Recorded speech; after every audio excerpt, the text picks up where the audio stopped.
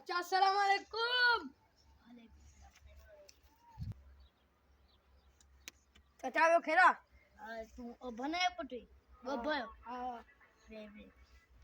कितने चरण जगत में छलाया मुखिया बाबा को बाबू आयो हां तानी ने के साबुत इन करे इते आयो पर यो दा चरण जो गोठ नालो के रखियो पूरा बड़ो साईं हो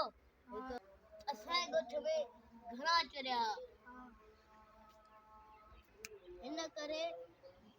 लीमू खाने नालो रखियो हो पुट्टा होया उवे व्या पुट्टा होया चरिया उवे व्या गुजारे हां काम के किस्सो बतायो ने केरो किस्सो मेरी अब हां तो के बड़ो अच्छा किस्सो बताया चाचा के हो किस्सो बताई बुदा बला इन हटरी गोठ में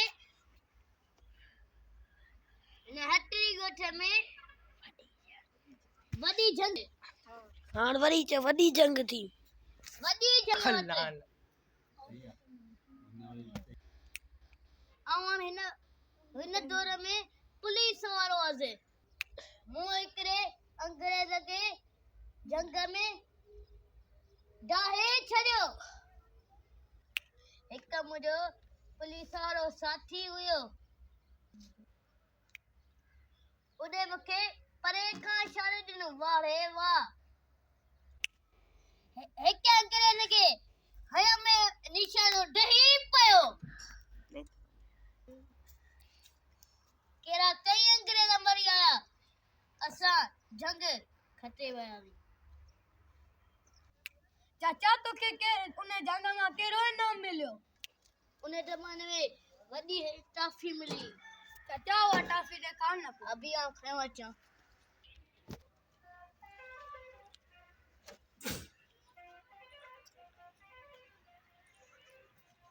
ये संगे चाचा छाजी ठेला ये मेरी सोना ही ठहरा मिरई सोने ठेला मिरई लिखेल था गोली इन द फुलरी चाचा तो मुझे वडो किस्सो बताया दियो चाचा आना मलाई तो अरे ए यार मुझे खबर ही का नहीं तो कि चाह पियाना है इन दौरा में मैं गाय में याद ही न थी दे चाह बिया खाए बच्चा न चाचा को दो पिया बस